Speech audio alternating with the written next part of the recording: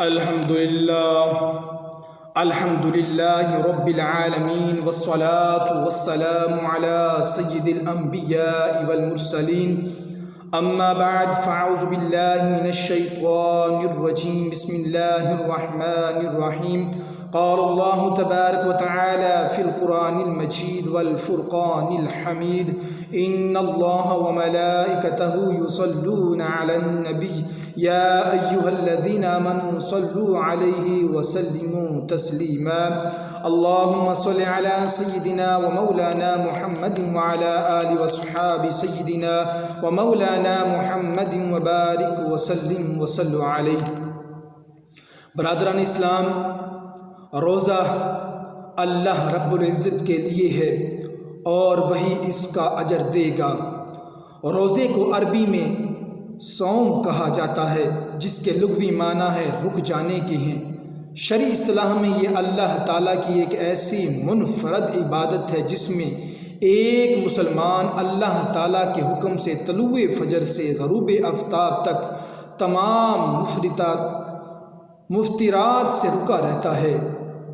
مفطرات روزہ توڑنے والی چیزوں کو کہتے ہیں، جیسے کھانا پینا، شوہر بیوی کی ملاقات وغیرہ. اگرچہ یہ تمام چیزیں عام زندگی میں حلال ہیں، مگر روزے کی حالت میں یہ حرام ہو جاتی ہیں، اور روزہ ان اعمال کی وجہ سے فاسد ہو جاتا ہے.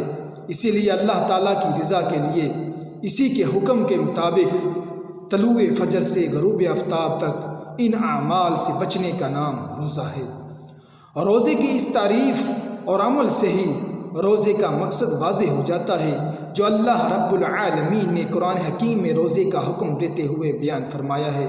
مومنوں، تم پر روزے فرض کیے گئے ہیں جس طرح تم سے پہلے لوگوں پر فرض کیے گئے تھے، تاکہ تم پرہیزگار بنو. اس آیت مبارکہ سے صاف واضح ہو رہا ہے کہ روزہ رکھنے کا مقصد تقوی کا حصول ہے. تقوی کا مطلب ہے اللہ کا ڈر اپنے دل میں بسانا، یعنی کسی بھی کام کرنے سے قبل انسان کے دل میں یہ خیال شدت کے ساتھ پیدا ہو جائے کہ میں جو کام کرنے جا رہا ہوں وہ جائز بھی ہے یا نہیں، حلال ہے یا حرام ہے. ایسا کرنے سے اللہ کی ناراضگی کا اندیشہ تو نہیں. روزے سے تقوی کیسے حاصل ہوتا ہے؟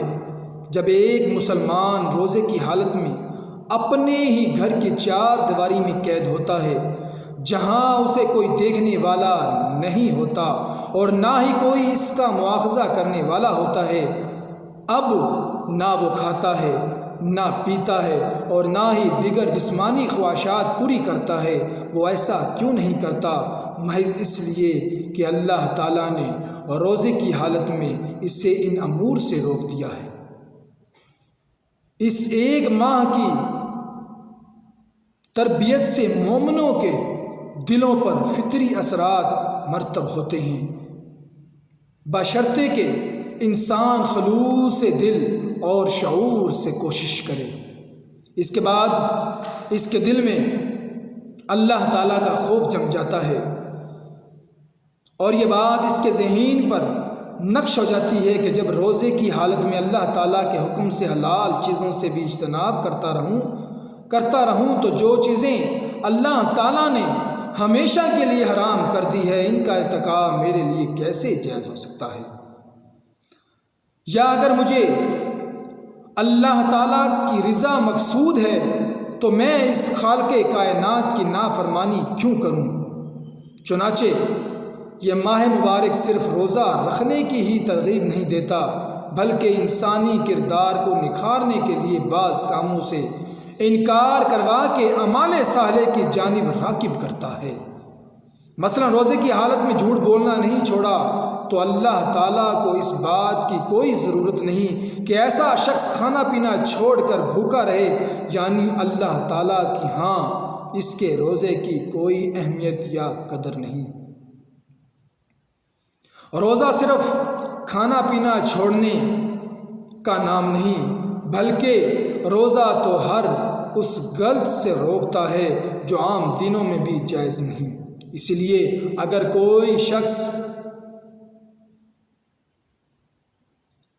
اسی لیے اگر کوئی شخص کسی روزہ دار کے ساتھ جھگڑا اور فساد کرنے کی کوشش کرے تو اس سے بڑی نرمی سے کہہ دیا جائے کہ بھائی مجھے معاف کر دیں، میں روزے سے ہوں۔